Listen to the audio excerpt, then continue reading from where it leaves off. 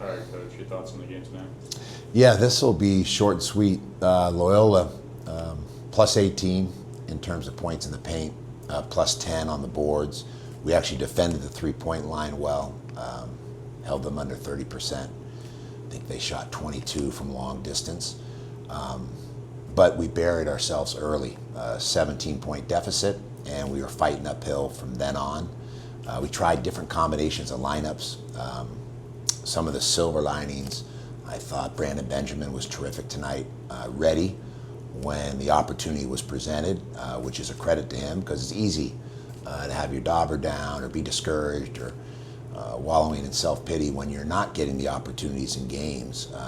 But then you're not ready to perform as he did. And so his attitude and approach and practices is what earned him this playing time tonight.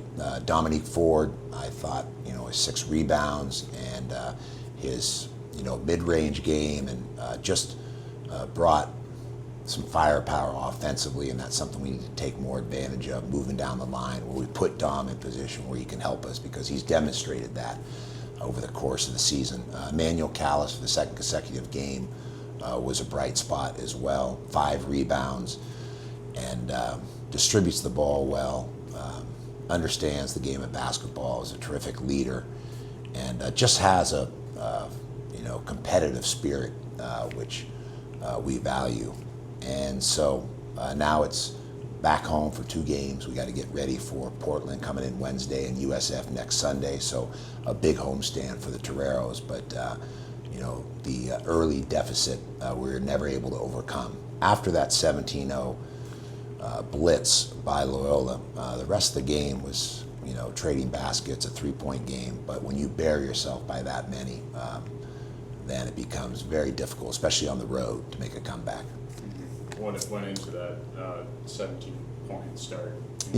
Yeah, I think, we didn't show poise or patience offensively. And Loyola, was coming off a win over USF. I think they're feeling good about themselves. So they were able to get downhill on drives.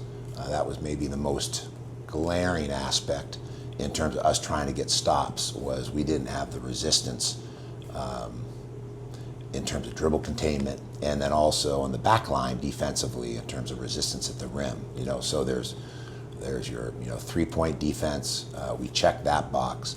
There's dribble containment defense, which we did not take care of at all. And then there's also the play at the rim, and that's an aspect as well that I thought, we were dominated at the rim.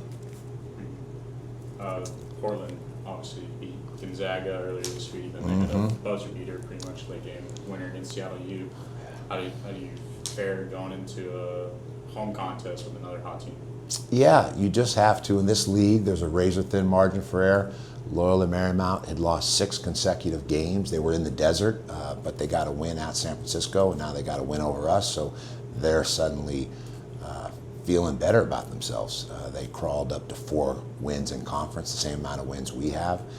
And so you just go back to work and practice as we always do, and you assess and evaluate the things we have to address in terms of deficiencies or vulnerabilities, and you try and remedy those through your drill work.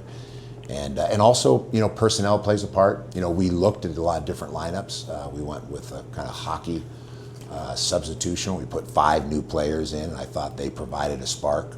We also adjusted the lineup at halftime in a search for looking for combinations at both ends of the floor, because not only do we have to be able to get stops, but we also have to be able to generate some points and be efficient on offense. And we shot 60% in the second half, one of the best offensive performances we've had this season, 18 for 30 from the field.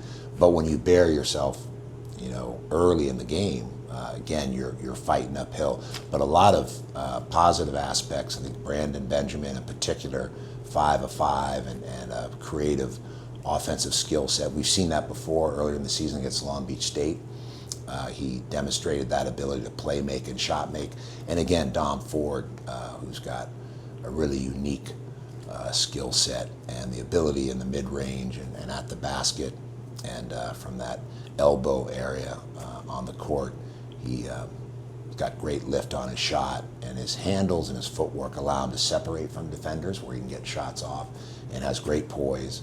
So there were some positives, but not enough to be competitive tonight against Loyola. And so as we prepare for Portland, it'll be addressing our dribble containment and our rim protection, and then rebounding, which is how you complete a defensive possession. You can get a team to miss a 3 or to miss a 2-point field goal, but if you don't secure the rebound to kind of seal the deal, then you're not able to get down in transition and off those shutouts leading to runouts. And so we know what we need to work on, and we'll get to work.